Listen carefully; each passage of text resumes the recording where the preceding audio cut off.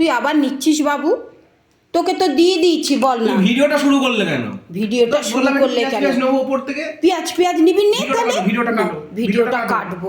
চুপ কর তো, ভিডিওটা কাটবো। তুই নে, তুই ওই যেটা দিয়েছিস সেইটাই খা। এই দেখো বন্ধুরা, আজকে এরকম করেছি আমি আলুর বিরিয়ানি, ডিম দিয়ে আলু দিয়ে এরকম বিরিয়ানি। হ্যাঁ, পেঁয়াজ রাখতাম উপরে, তারপর তুমি ভিডিওটা স্টার্ট করতে, দুম করে তুমিও শুরু করে দিয়েছো। দুম করে তুমি অত কিছু আমি অত কোনো কিছু মেকি করি না, যেটা করি ন্যাচারাল। আমার অনেক বন্ধুও আমাকে করে যে আপনার মধ্যে কোনো মেকি ব্যাপার নেই, আপনি যেটা সত্যি সেটা বলেন, আর যেটা মানে অত দেখানোর জন্য আমি কিছু করি না।